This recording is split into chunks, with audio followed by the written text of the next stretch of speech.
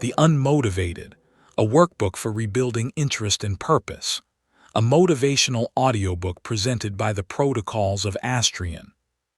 Before we start, if you ever feel like you are walking through fog alone, hit subscribe and let these audiobooks be your quiet companion through every season.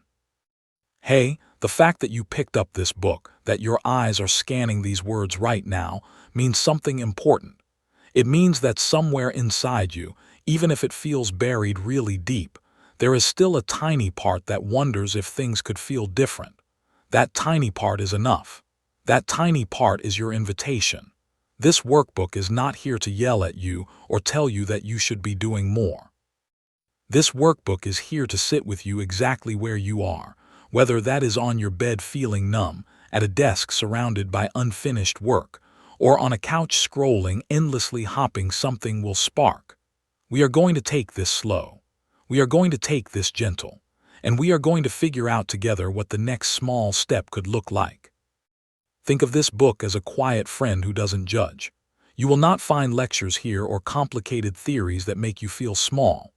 What you will find are pages that ask you questions, activities that take only a few minutes, and ideas that might actually make sense to your tired brain. Some days you might do a whole chapter. Other days you might just read one paragraph and put the book down. Both are perfect. Both count as progress. The only rule is that you show up as you are, no pretending, no fixing yourself first. You are not broken. You are just navigating through some fog right now. And this workbook, it is just a small flashlight to help you see the next few steps ahead. Chapter 1, The Fog Report. Let us start with something simple.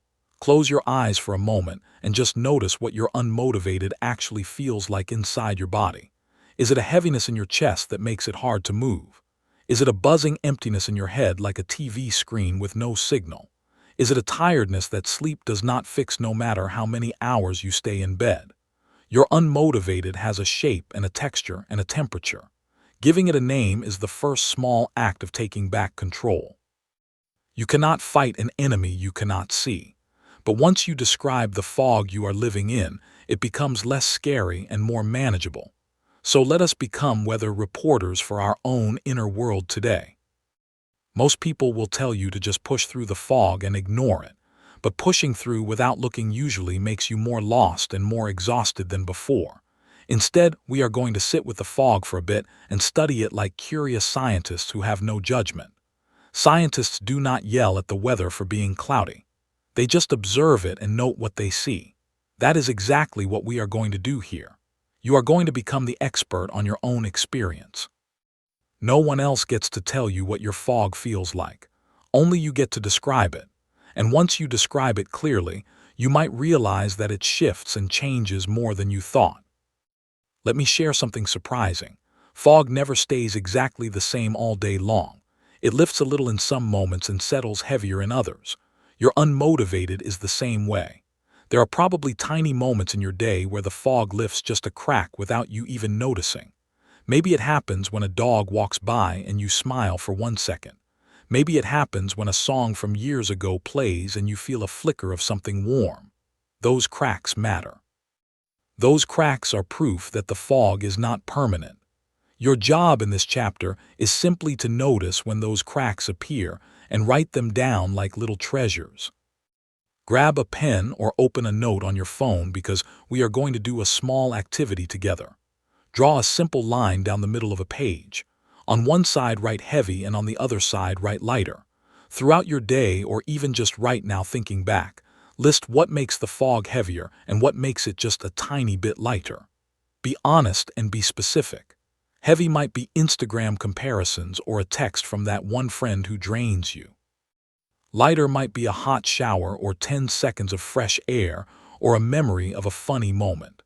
This list is not about fixing anything yet. It is just about mapping your personal weather so you can understand it. You might feel silly doing this at first because it seems so simple, but simple is exactly what you need right now. Your brain has been overwhelmed with complicated feelings and expectations for too long. Giving it a simple task like drawing a line and listing things gives it a break from the chaos. This is not therapy speak or self-help fluff. This is just you being kind to yourself by paying attention. Attention is the first ingredient of interest. You cannot be interested in anything if you are not paying attention to anything.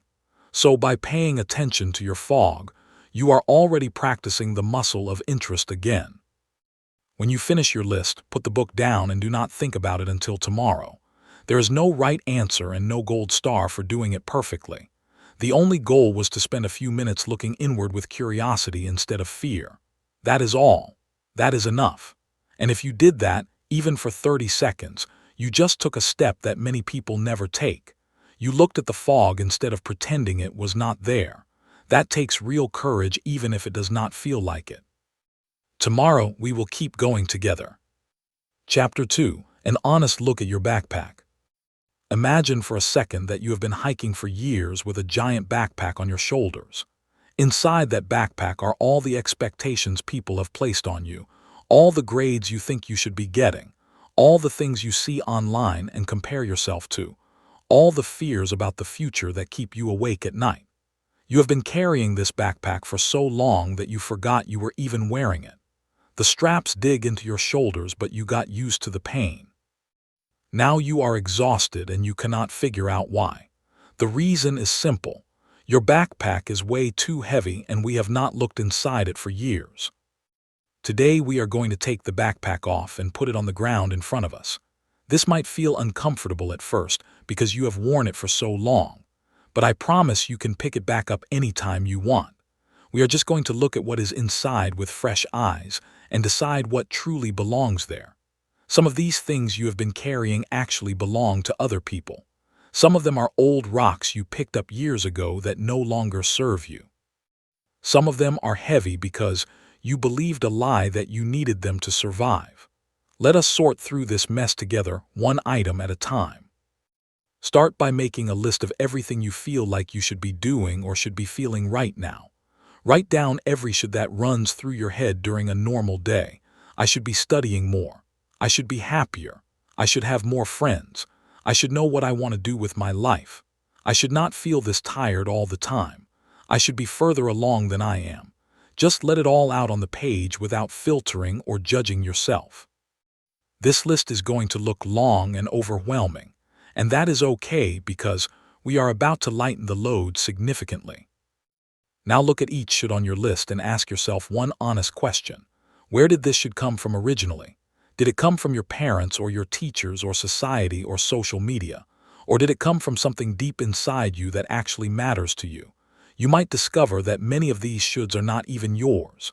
You picked them up along the way like rocks someone handed you that you never asked for. Those rocks can go back on the ground right now. You have permission to put them down.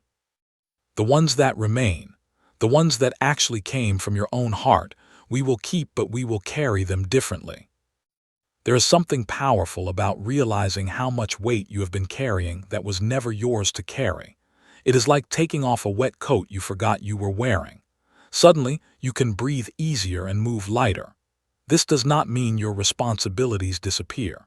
It means you stop carrying extra weight that was only slowing you down. The grades still matter, but the crushing pressure to be perfect might not be yours. The future still matters, but the panic about having it all figured out by tomorrow might be a borrowed fear. Letting go of borrowed weight creates space for your own energy to come back. When you finish this chapter, put the book down and notice if your shoulders feel even a tiny bit lighter. Notice if your breathing feels even slightly easier. That is the feeling of dropping rocks you never needed to carry. You might need to do this exercise again next week or next month because we humans are good at picking up new rocks without realizing it. That is okay. Now you know how to put them down again.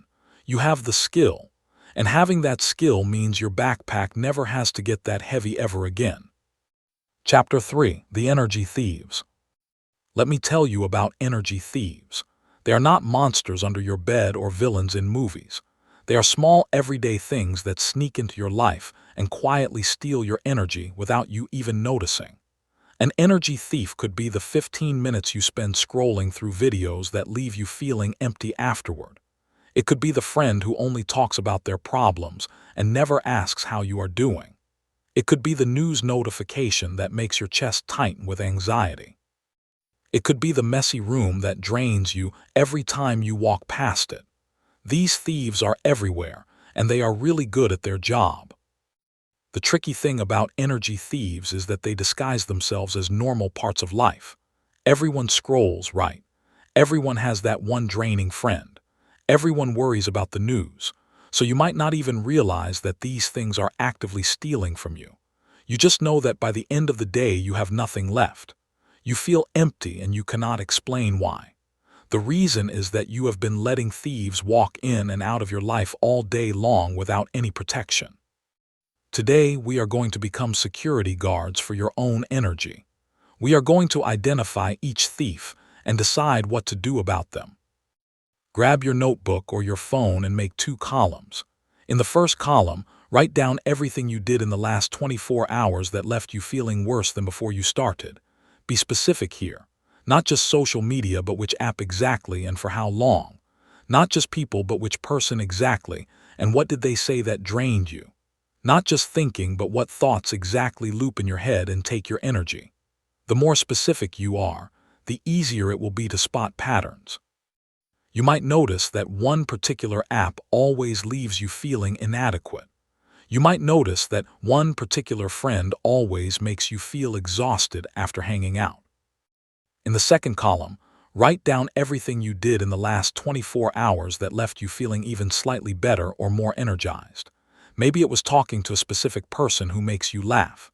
Maybe it was watching a show that actually made you feel good. Maybe it was eating a meal you really enjoyed, or taking a shower, or listening to one song on repeat. These are your energy givers. These are the things that protect you from the thieves. Right now, your energy givers are probably outnumbered by the thieves. That is why you feel so empty. We are going to change that balance starting today. Now look at your list of thieves and think about boundaries. Boundaries are just rules you make to protect your energy. You do not have to announce them loudly. You just have to practice them quietly. Maybe you decide that you will only open that draining app for 10 minutes a day instead of 2 hours. Maybe you decide that you will text that draining friend less often or take longer to reply. Maybe you decide to mute certain words or accounts that trigger anxious thoughts. These small boundaries are not rude or selfish. They are survival. You cannot pour from an empty cup. You have to protect what little energy you have right now. The beautiful thing about this chapter is that you are not broken and your energy is not gone forever. It is just being stolen regularly by things you can actually control once you see them clearly. You are not lazy. You are not defective. You are just living in a world full of thieves without any security system. Today you start building that system. Tomorrow you start using it. And slowly but surely, more of your energy stays with you where it belongs instead of being taken by things that do not deserve it. That energy is yours. Let us keep more of it. Chapter 4: The 5-Minute Rule. Here is a secret that changed my life and might change yours too. You do not need hours of motivation to get things done. You do not need to feel ready or excited or inspired. You only need 5 minutes. That is it. Just 5 minutes of showing up. 5 minutes of opening the book. 5 minutes of writing one sentence. 5 minutes of tidying one corner of your room. 5 minutes of going outside and breathing air. 5 minutes is so small that your brain cannot find a good reason to say no to it. 5 minutes is the trick that beats the unmotivated feeling every single time. Let me explain why this works so well. When you feel unmotivated, your brain sees every task as a huge mountain that will take forever and exhaust you completely. So your brain does what it is designed to do. It protects you from that mountain by making you avoid it entirely. But 5 minutes is not a mountain. 5 minutes is a tiny hill that anyone can climb even when they are tired. Once you start climbing that tiny hill, something magical often happens. You realize it is not as bad as you thought. You might even keep going past the 5 minutes because the hardest part was just starting. And if you stop after 5 minutes, that is still a victory. Today we are going to practice the 5-minute rule together. I want you to think of one thing you have been avoiding. It could be homework or a chore or a message you need to send or even just taking a shower. Now set a timer on your phone for 5 minutes and do that thing for exactly 5 minutes and no more. When the timer goes off, you are allowed to stop completely with zero guilt. You did your 5 minutes. You won.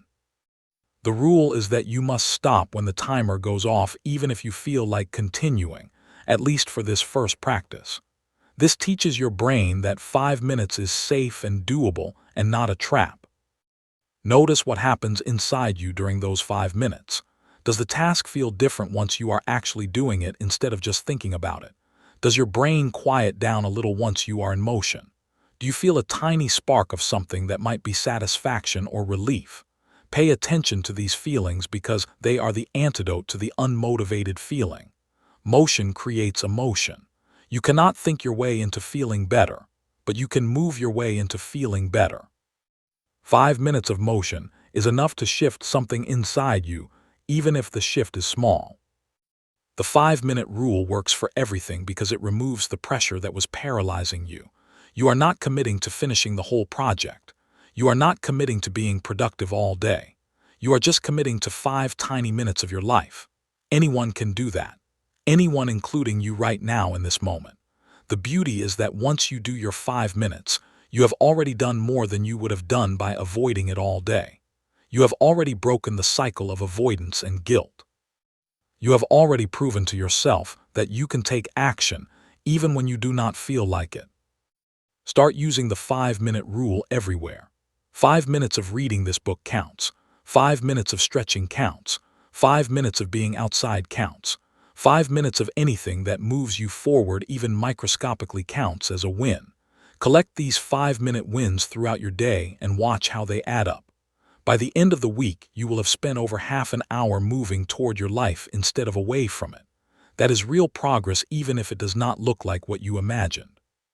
Small, consistent action always beats waiting for the perfect moment that never comes. Chapter 5. Your body knows before your brain does. Your body has been trying to talk to you for a long time, but you might not have been listening.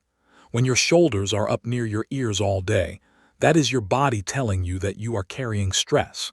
When your stomach hurts before a class or a social situation, that is your body telling you that something feels unsafe.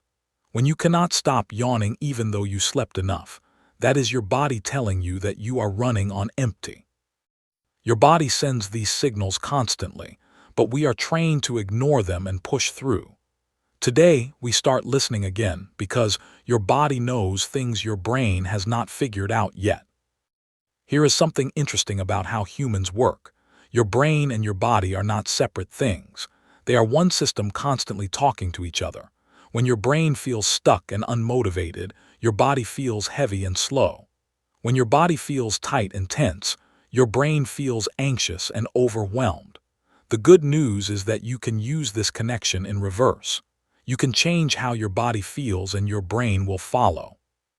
You can trick your brain into feeling better by moving your body in small, gentle ways. This is not about exercise or gym memberships. This is about remembering that you live in a body that needs attention. Let us do a quick body check-in right now. Close your eyes and take 3 slow breaths. Now notice your jaw. Is it clenched tight without you realizing it? Let it soften. Notice your shoulders. Are they creeping up toward your ears? Let them drop. Notice your hands. Are they curled into fists? Open them and let them rest. Notice your breathing. Is it shallow and fast? Let it slow down just a little. This whole check-in took less than 1 minute, but it just sent a signal to your brain that you are safe and you can relax. That signal matters more than you know. When you feel the fog rolling in and motivation disappearing, try changing your body before trying to change your mind. Stand up and stretch your arms overhead. Walk to another room even if you just come right back. Splash cold water on your face. Put on music and move around for 30 seconds. Open a window and take 5 deep breaths of fresh air. These tiny physical actions interrupt the stuck feeling in your brain. They remind your nervous system that you are alive and capable of movement. And movement, even tiny movement, is the opposite of the paralysis that comes with feeling unmotivated. Your body also holds memories of times when you felt better. Think of a physical position that makes you feel strong or calm or safe. Maybe it is lying on the floor with your legs up the wall. Maybe it is wrapping your arms around yourself in a hug. Maybe it is standing tall with your hands on your hips like a superhero. When you need a boost, put your body in that position for 1 minute and notice what shifts inside you. Your body remembers how to feel good even when your brain has forgotten. Let your body lead the way back. Pay attention this week to what your body is telling you. When do you feel the most tired or heavy? When do you feel the most light or energized? What foods make your body feel good afterward, and what foods make it feel sluggish? What times of day does your body naturally want to move, and what times does it want to rest? Your body is not your enemy. It is your oldest and most loyal friend trying to guide you home. Start listening and let it help you find your way. Chapter 6. Collecting, Not Judging. Do you remember being a kid and collecting things just because they interested you? Rocks that sparkled under light, stickers that you traded with friends, leaves that had interesting shapes, shells from a beach trip. Back then, you did not collect things because they were valuable or impressive. You collected them because something inside you said, "Ooh, that is cool," and that was enough. Somewhere along the way, we stopped collecting and started judging. We stopped noticing what was interesting and started worrying about what was important. Today, we are going back to collecting. We are going to become gatherers of tiny, interesting things again. Here is why collecting matters for someone who feels unmotivated. When you collect things, you are practicing curiosity without pressure. You are not trying to achieve anything or prove anything or become anything. You are just walking through the world with open eyes looking for little sparks that catch your attention. That open attention is exactly what has been missing. The fog of unmotivated makes everything look gray and same. Collecting is how you start seeing color again. It is how you remember that the world is actually full of interesting stuff if you bother to look. Your collection can be anything at all. It can be physical things like cool rocks or pretty receipts or interesting bottle caps. It can be digital things like screenshots of funny posts or photos of shadows on the sidewalk or quotes from books you like. It can be mental things like moments you notice and remember, the way sunlight hit your floor this morning or the sound of someone laughing nearby. There are no rules. There is no wrong way to collect. The only requirement is that you collect something because you genuinely find it interesting even if you cannot explain why.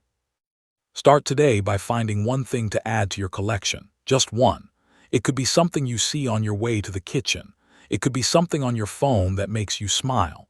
It could be something you remember from earlier that made you pause for a second.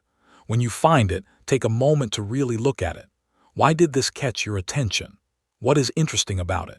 How does it feel to notice something on purpose instead of just scrolling past everything? Write it down or take a picture or put it in a box. You just collected something. You just practiced curiosity. That is a big deal. Over time, your collection will grow and you will start to notice patterns. Maybe you collect things that are blue. Maybe you collect things that are funny. Maybe you collect things that feel peaceful. These patterns tell you something about yourself that you might not have known. They show you what naturally draws your attention when you are not trying to be anyone or do anything. That is valuable information. That is a clue about what might bring you back to feeling interested in life again. Your collection becomes a map of your hidden curiosity. Keep your collection somewhere you can see it. On your phone in a folder, on your wall with tape, in a box under your bed that you look at sometimes. Let it be a reminder that you are still capable of noticing and caring about things. The fog did not take that from you. It just made you forget. Your collection proves that the spark is still there waiting for you to feed it. One small, interesting thing at a time, you are collecting your way back to yourself. Chapter 7. The Good Enough Principle. There is a monster that lives in the heads of many unmotivated students, and its name is perfectionism. Perfectionism sounds like it wants you to do your best, but actually it wants you to do nothing at all. Perfectionism whispers that if you cannot do something perfectly, you should not even try. It tells you that your work is not good enough, that you are not good enough, that starting is pointless because you will probably fail anyway. Perfectionism is not your friend. Perfectionism is the reason you sit frozen while your to-do list gets longer. Today, we are going to fight this monster with a new rule called good enough. Good enough does not mean giving up or doing bad work on purpose. Good enough means recognizing that done is better than perfect. Good enough means understanding that most things in life only need to be at 80% to work just fine. Good enough means giving yourself permission to turn in the assignment that is complete even if it is not brilliant. Good enough means cleaning your room so it feels livable instead of Instagram-worthy. Good enough means showing up as you are right now, instead of waiting for the future version of you who has it all together. Let me give you an example from real life. Imagine you have an essay due and perfectionism tells you it needs to be the best essay your teacher has ever seen. That pressure makes it impossible to even write the first sentence. Now imagine you tell yourself, this essay just needs to be good enough to turn in. It needs to answer the question and meet the requirements, and that is it. Suddenly writing feels possible because you remove the impossible expectation. You might even find that good enough work is often better than you expected, because you actually did it instead of avoiding it. Today we are going to practice the good enough principle on one small thing. Pick something you have been avoiding and decide what good enough looks like for that thing. Be specific. If it is cleaning your room, good enough might mean clothes are in the hamper and trash is in the bin. The bed does not have to be made perfectly. If it is a homework assignment, good enough might mean answering all the questions even if some answers feel weak. If it is a message you need to send, good enough might mean it is polite and clear even if it is not perfectly worded. Write down your good enough definition and then do only that. Stop when you reach good enough. Notice how it feels to stop at good enough instead of pushing for perfect. Does it feel uncomfortable because you are used to pushing yourself harder? Does it feel freeing because you finally let yourself off the hook? Does the work still feel okay even though it is not perfect? These feelings matter because they teach you that the world does not end when you do something good enough. The world keeps spinning. Your teacher accepts the work. Your room feels better. You have more energy left over because you did not exhaust yourself chasing an impossible standard. Keep practicing good enough every day this week. Watch how much more you get done when you are not paralyzed by perfection. Watch how much better you feel when you are not constantly telling yourself that you are falling short. Perfectionism stole years of your life and energy. It is time to take them back. Good enough is not settling. Good enough is freedom. Good enough is how you start moving again when you have been stuck for too long. Chapter 8: Finding Your Flow. Have you ever had a moment where you were doing something and time just disappeared? You looked up and suddenly an hour had passed, but it felt like minutes. You were not forcing yourself to focus. You were not checking the clock every 5 minutes. You were just completely in it, whatever it was. That feeling has a name. It is called flow. Flow is the opposite of the unmotivated feeling. Flow is when you are so engaged that everything else fades away. Flow is when interest comes naturally without effort. And here is the good news. You have experienced flow before and you can experience it again. Flow does not have to come from impressive activities like playing sports or making art. Flow can come from anything that captures your attention just enough. Flow can come from organizing your desk in a satisfying way. Flow can come from solving a puzzle in a game. Flow can come from having a deep conversation with someone. Flow can come from cooking a meal and losing yourself in the steps. Flow can come from watching a show that pulls you in completely. The activity does not matter as much as the feeling of being fully present in it, without forcing yourself to be there. Today we are going on a treasure hunt to find your flow. Think back across your whole life and remember times when you lost track of time in a good way. What were you doing? Who were you with? Where were you? How old were you? Write down every single memory of flow that comes to mind, no matter how small or silly it seems. Maybe it was building with Legos as a kid. Maybe it was riding your bike through the neighborhood. Maybe it was writing in a journal. Maybe it was listening to music with headphones on. Maybe it was dancing alone in your room. Collect these memories like clues. Now look at your list and find the patterns. What do these flow moments have in common? Do they involve creating something or solving something or moving your body or connecting with others? Do they happen alone or with people? Do they happen indoors or outside? Do they involve screens or real life?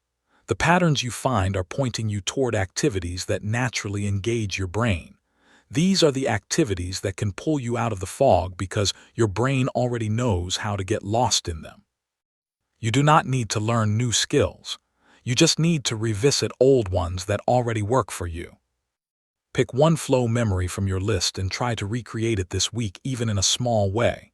If you loved building things, find something simple to build or put together.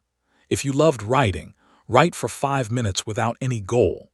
If you loved being outside, go somewhere that reminded you of that feeling. You are not trying to recapture the exact experience because you are older now and things are different.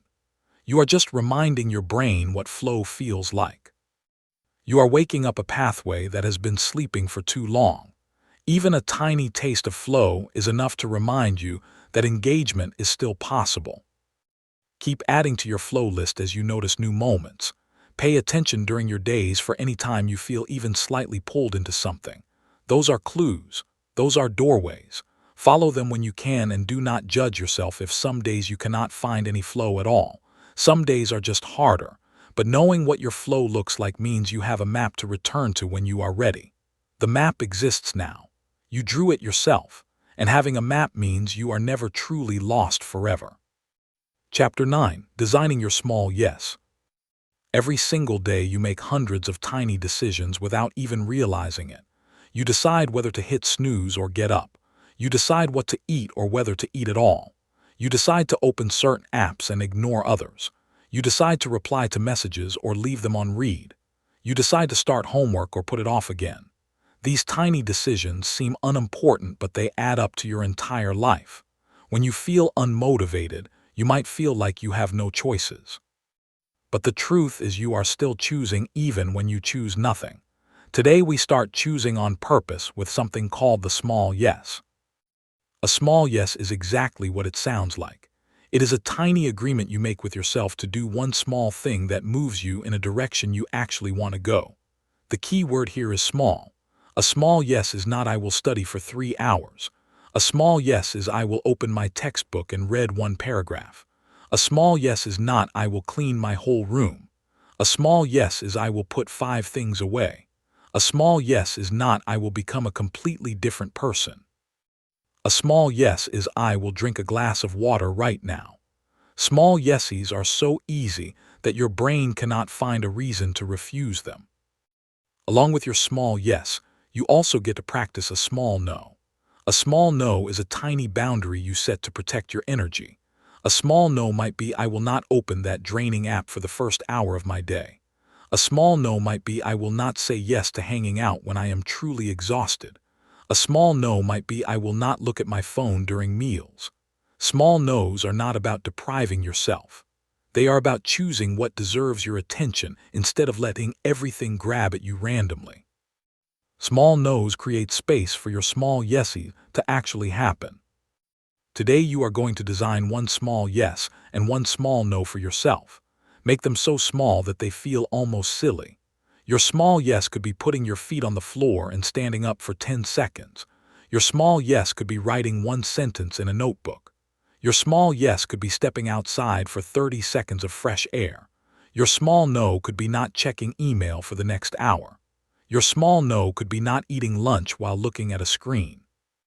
Your small no could be not saying sorry for something that was not your fault. Write them down and commit to them for just today. At the end of the day, check in with yourself. Did you do your small yes? If you did, celebrate it no matter how tiny it was. You kept an agreement with yourself and that builds trust. If you did not, that is okay too. Just notice what got in the way and try again tomorrow with an even smaller yes if needed. The goal is not perfection. The goal is to practice choosing on purpose so you remember that you have power over your own life. Each small yes you keep is proof that you are not helpless. Each small no you keep is proof that you can protect what matters. Over time, your small yeses will grow naturally without you forcing them. One paragraph becomes 2, 2 becomes a page. 5 things put away becomes 10. 10 becomes a clean room. This is how change actually happens. Not through massive overhauls, but through tiny, consistent choices that add up while you are not looking. You are designing your life one small yes at a time. And every small yes is a victory over the unmotivated feeling that told you nothing mattered. Everything matters. Every choice matters. Every small yes matters right now. Chapter 10. People as batteries, not drains. Human beings are not meant to be alone all the time. We are wired for connection like phones are wired for charging. When you are around the right people, you feel energized and lighter and more like yourself. When you are around the wrong people, you feel drained and heavy and exhausted for no clear reason. This is not your imagination. This is real. People affect your energy just like food affects your body. Some people are batteries that charge you up. Some people are drains that leave you empty. Learning the difference is one of the most important skills you will ever develop. Think about the people you spend time with regularly. Not just friends, but family members, classmates, teammates, even people you follow online. Now think about how you feel after interacting with each of them. Do you feel seen and heard and understood? Do you feel like you can be yourself without pretending? Do you feel lighter and more hopeful? Or do you feel judged and exhausted and small? Do you feel like you have to perform or prove something? Do you feel worse than before you talk to them? Your feelings after interaction are honest data about who belongs in your life and who does not. Today we are going to create 2 lists. The first list is your chargers. These are the people who make you feel even slightly better after you spend time with them. They do not have to be perfect. They just have to leave you with more than they took. Write down every name that comes to mind, even if you have not talked to them in a while. The second list is your drains. These are the people who consistently leave you feeling worse. Be honest here, even if it feels uncomfortable. You are not labeling anyone as a bad person. You are just noticing how they affect your energy so you can protect yourself. Now look at your chargers list and think about how you can spend more time with these people. Maybe you send a text to check in. Maybe you suggest hanging out or calling. Maybe you just make a point to sit near them in class or eat lunch with them. Small amounts of time with chargers can fill your battery faster than hours alone. You do not need a huge social life. You just need consistent small doses of people who make you feel human. Your chargers are medicine for the unmotivated feeling. Spend time with them on purpose. Look at your drains list and think about boundaries. You might not be able to cut these people out completely, and that is okay, but you can control how much access they have to your energy. You can take longer to reply to messages. You can keep conversations short. You can avoid being alone with them. You can mentally prepare before seeing them so you are not caught off guard. These are not mean things. These are survival things. You are allowed to protect your limited energy from people who take it without giving back. Your energy is precious, and only you get to decide who has access to it. Keep paying attention to how people make you feel. This is not about judging others. This is about understanding yourself. Over time, you will naturally gravitate toward your chargers and away from your drains without even trying. Your body will learn to trust its own signals again, and you will build a small circle of people who actually help you feel motivated to be alive. That circle is worth more than 100 shallow connections. That circle is your real support system. Nurture it and let it nurture you back. Chapter 11. Rewriting your story. Every single one of us has a story we tell ourselves about who we are. That story is made up of sentences that run through our heads on repeat.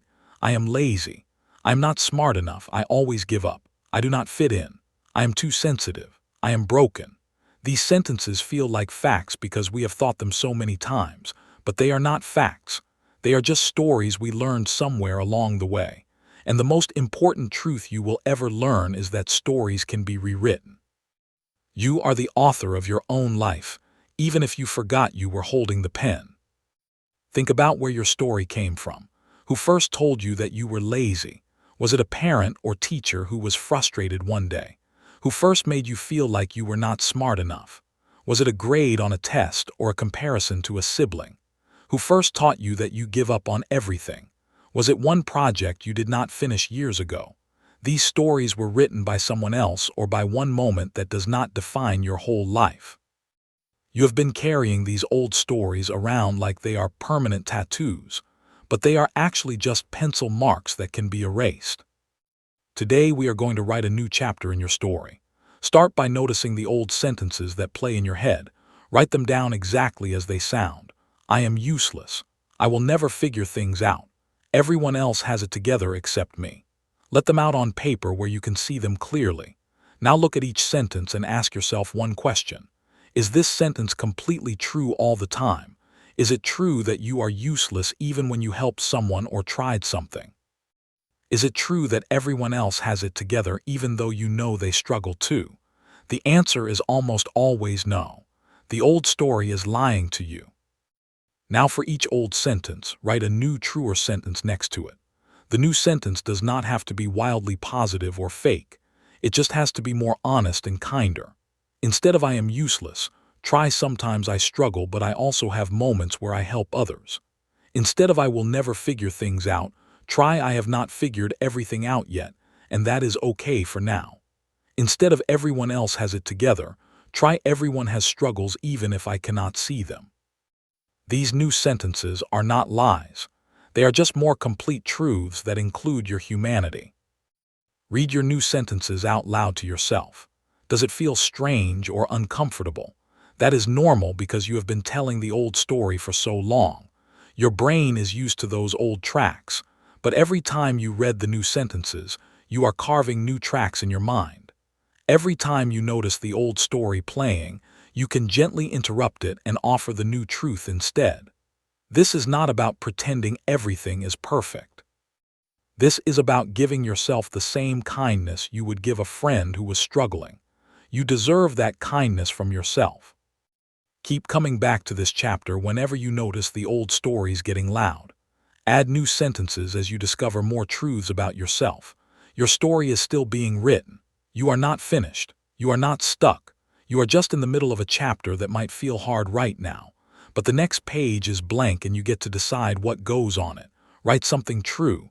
Write something kind. Write something that helps you keep going. You are the author and the story is not over yet. Chapter 12. The Next Step Mindset. Big goals are terrifying. When you look at where you want to be in 5 years or even next month, it can feel impossible. Your brain sees the huge gap between here and there and wants to give up before even trying. This is not your fault. This is how human brains are wired. We are not great at seeing long paths clearly. But here is the trick that changes everything. You do not need to see the whole path.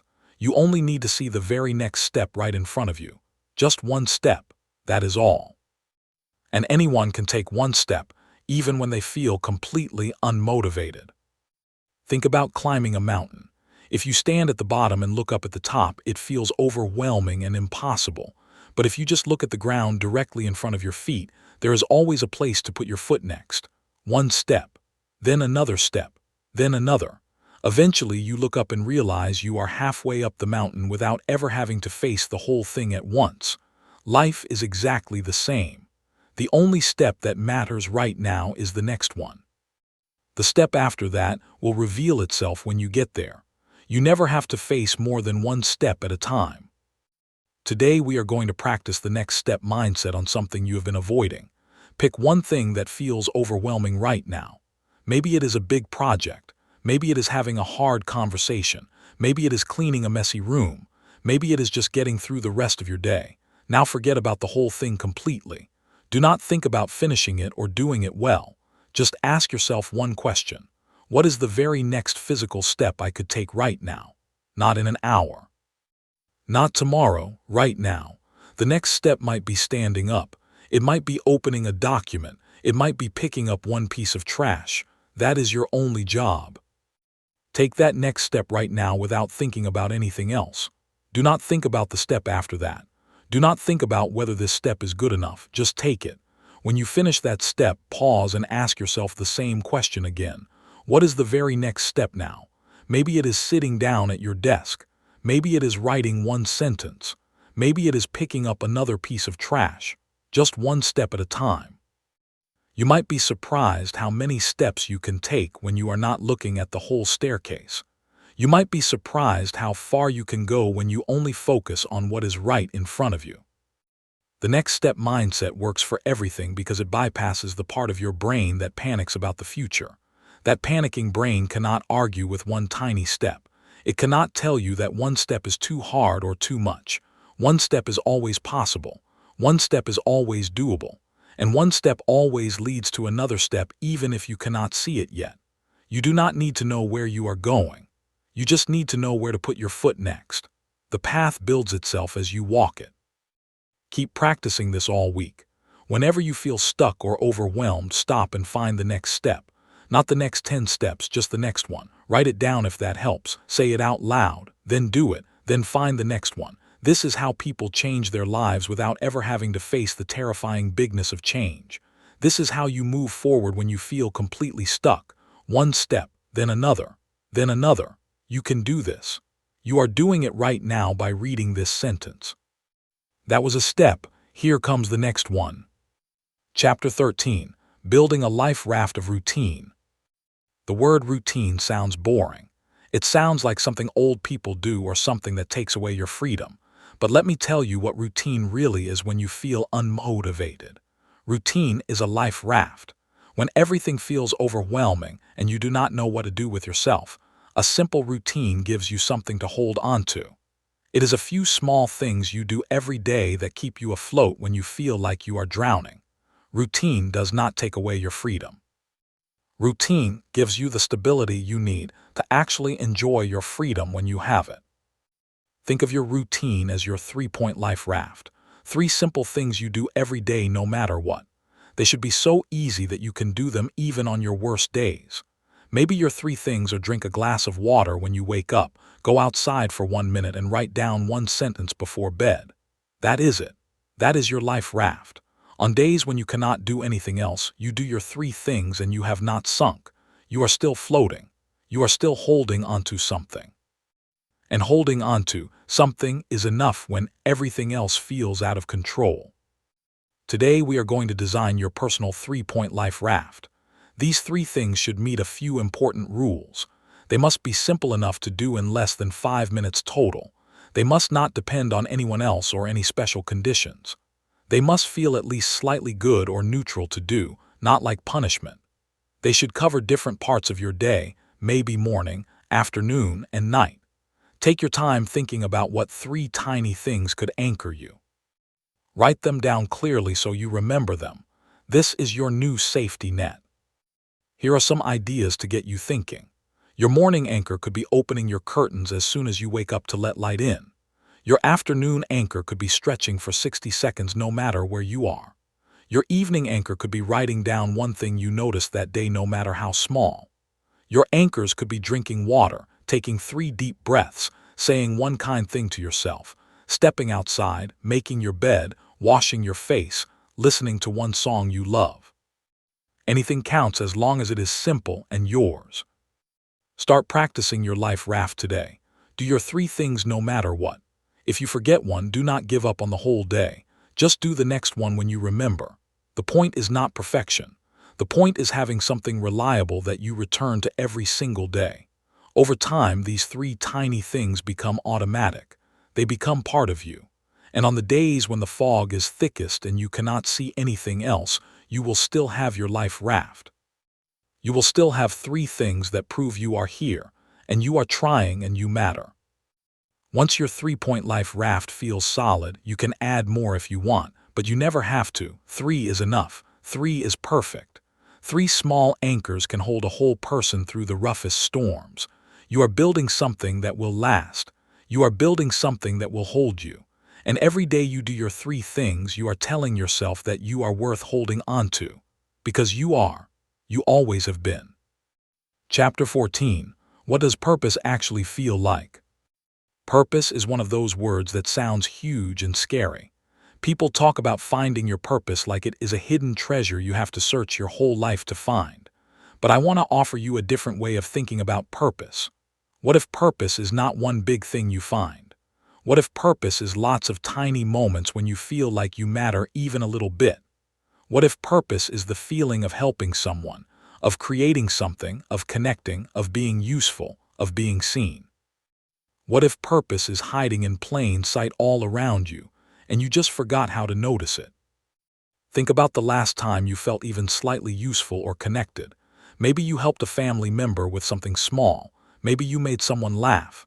Maybe you finished a task that had been hanging over your head. Maybe you shared something you made or thought and someone appreciated it. Maybe you just showed up for someone who needed you. In that moment, you had purpose. You mattered. You made a difference, however small. That feeling is available to you every single day.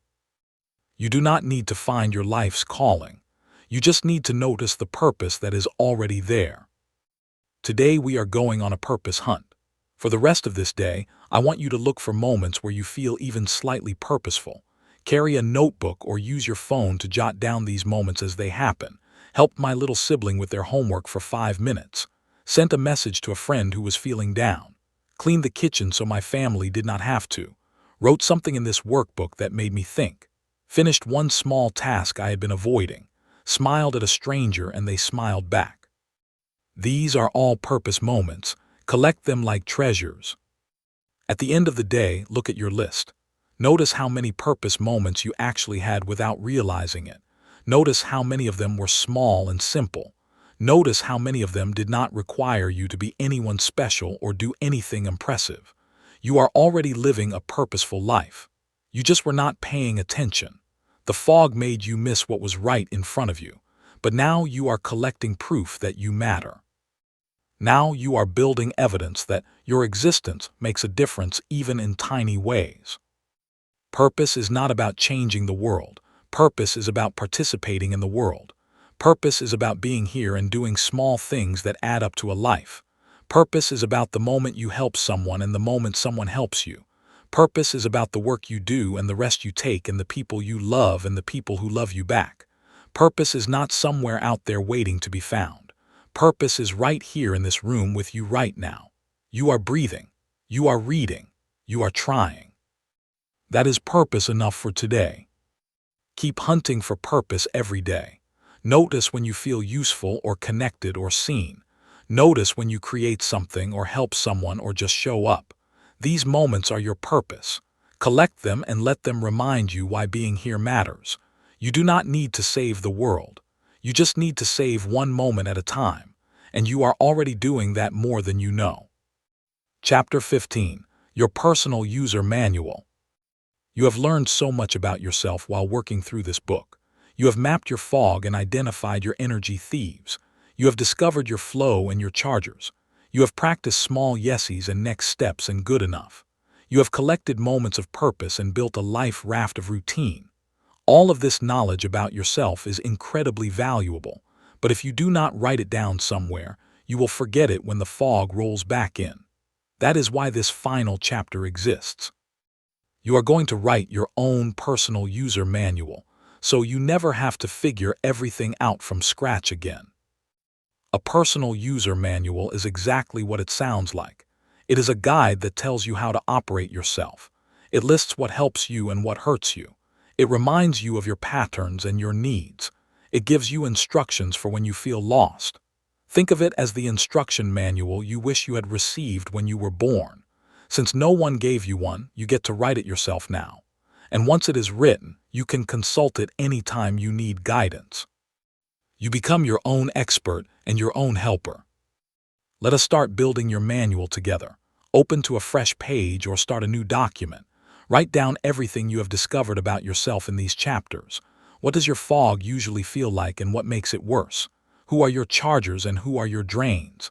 What activities create flow for you? What small yeses work best when you are stuck? What does good enough look like for the things you usually avoid? What are your 3 life raft routines? What moments of purpose have you collected? Write it all down in whatever way makes sense to you. Lists are fine. Sentences are fine. Drawings are fine. This is for you only. Add sections for things you want to remember. How to spot when you are heading into a rough patch. What to do in the first 5 minutes of feeling overwhelmed. Who to call or text when you need support. What to avoid when you are feeling low. What small comforts actually help you feel better. What truths you want to remember about yourself when the old stories start playing. This manual will grow and change as you do. You can add to it anytime. You can rewrite sections that stop working. It is a living document that evolves with you. Keep your manual somewhere you can find it, in a notebook on your desk, in a note on your phone, on your computer desktop, somewhere you will see it when you need it. And when the fog returns, because it probably will at some point, open your manual and read it. Let it remind you that you have been through this before and found your way. Let it guide you through the next steps without having to figure everything out from zero. Let it be proof that you know yourself and you can take care of yourself. You are the expert on you now. Writing your manual is a powerful act. It means you are taking ownership of your own life. It means you are no longer waiting for someone else to fix you or tell you what to do. You are becoming your own guide. You are becoming your own friend. And that friendship will last your whole life. That friendship will carry you through anything. You have done something real here. You have built something that matters. You have written the beginning of your own story in your own words. Keep writing. Keep learning. Keep showing up for yourself. You are worth showing up for. Conclusion. You are not a machine, you are a garden. We have spent a lot of time together in these pages, and I want to leave you with one final thought that I hope stays with you. You are not a machine. Machines are expected to run at the same speed all the time with no breaks and no variation. When a machine slows down, we think something is broken and needs to be fixed immediately. But you are not a machine. You are a garden. Gardens have seasons. Sometimes they bloom wildly with color and life. Sometimes they rest quietly under snow. Sometimes they look bare and empty, but underneath the soil, roots are still growing and preparing for the next season. Your unmotivated times are not breakdowns. They are winters. They are rest. They are preparation for whatever wants to grow next. Be gentle with yourself as you move forward from this book. Some days you will feel motivated and energized, and you will use everything you learned here to build on that feeling. Other days you will feel the fog rolling back in, and you will wonder if any of this made a difference. Both of those days are normal. Both of those days are part of being human. On the hard days, go back to your life raft. Do your 3 small things. Read your user manual. Call one of your chargers. Take one next step. That is enough. That is always enough. You do not have to be okay all the time. You just have to keep showing up for yourself the way a gardener keeps showing up for their garden even in the winter. Thank you for spending this time with me, and more importantly with yourself. The fact that you made it to this last page tells me something important about you. It tells me that even when things are hard, you keep going. Even when you feel unmotivated, you try. That is not weakness. That is the quietest, most powerful kind of strength there is. Hold on to that strength. Trust it. Let it guide you through whatever comes next. Your garden will bloom again. It always does. And when it does, you will be there to see it, because you never gave up on yourself. You never stopped tending the soil. That is everything. That is enough. That is you.